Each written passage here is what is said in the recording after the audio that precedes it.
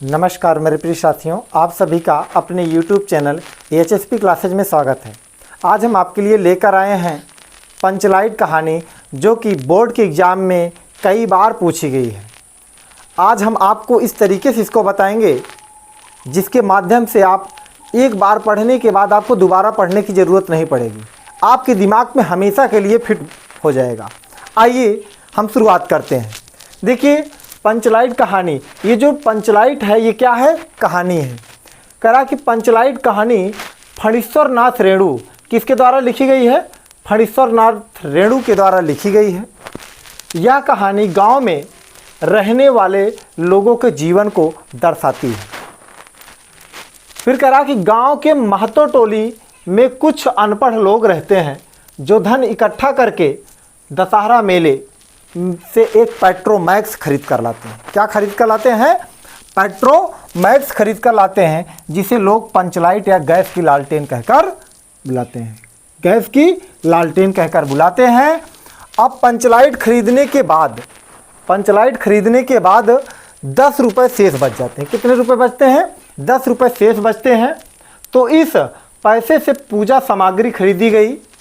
पंचलाइट खरीदे जाने से गांव के सभी लोग बहुत खुश थे। यानी जब पंचलाइट को खरीदा गया तो गांव के सभी लोग बहुत खुश थे। उसके बाद फिर क्या होता है कि इस खुशी में कीर्तन का आयोजन किया गया। कीर्तन का आयोजन किया जाता है शाम के समय कि चलो ठीक है, हम कीर्तन का आयोजन करते हैं और सब लोग खुशियां मनाएंगे। तो कीर्तन का आयोजन करते हैं। शाम के समय गाँव के सभी लोग पंचलाइट को देखने के लिए इकट्ठा होते हैं। लेकिन सबसे बड़ी समस्या यह थी कि वहाँ पर जितने भी लोग उपस्थित थे, कोई पंचलाइट जलाना जानता ही नहीं था कि पंचलाइट कैसे जलेगी। अब इसके बाद फिर यहाँ पर हो गया। फिर देखिए, करा यह सब देखकर, यानी जितना भी ये सब घटना को देखकर, इस स्थिति को देखकर सभी लोग उदास हो जाते हैं।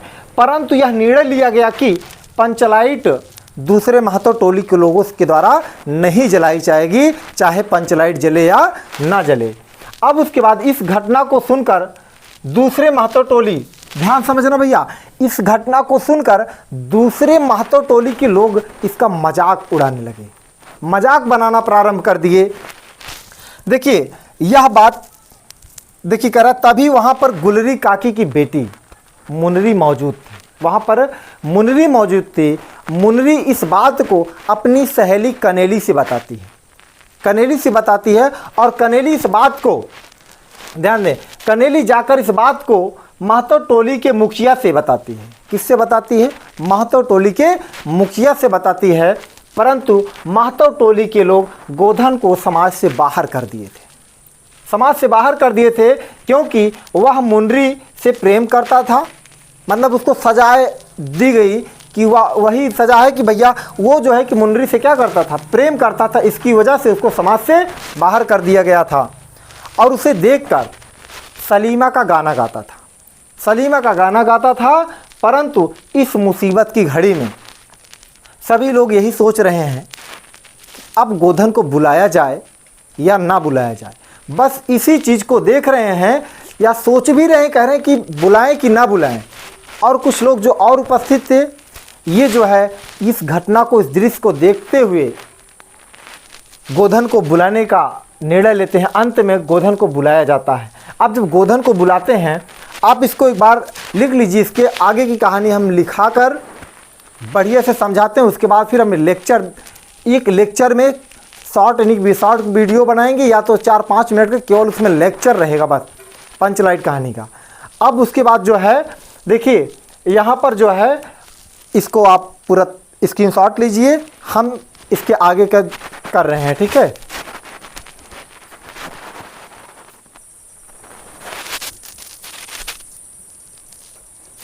प्रिय साथियों, अब इसके बाद हम आपको उसके आगे की कहानी की तरफ ले चलते हैं। देखिए, अब जो है गोधन को बुलाए जाने की चर्चा चल रही है और यहाँ पर अंत में निर्णय भी ले लिया गया कि गोधन को बुलाया जाए, क्योंकि वो पंचलाइट को जलाना जानता था, इसीलिए उसको बुलाया जा रहा है।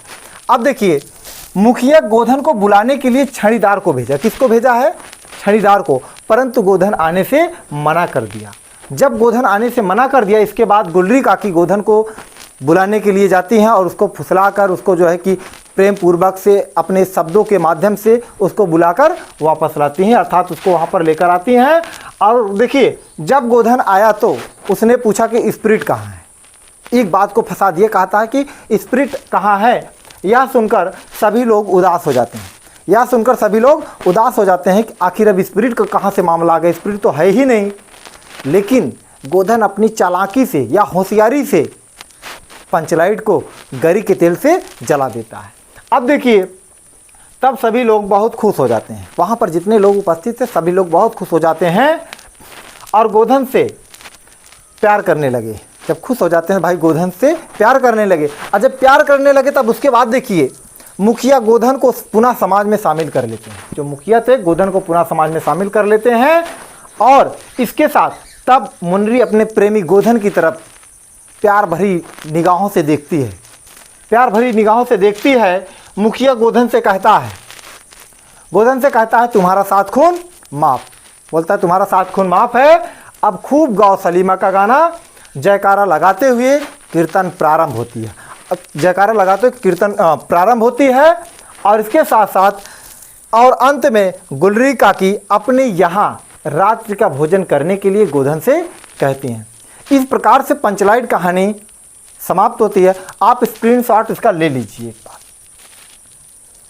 चलिए, आप जिस प्रकार से हम बताए हैं आप उसी तरीके से आप जो है इस पर चर्चा कीजिए, आप इसको समझिए, आप एक नोट्स बना के रख लीजिए ताकि बोर्ड के एग्ज़ाम के दौरान आपको बार बार वीडियो देखने की ज़रूरत ना पड़े।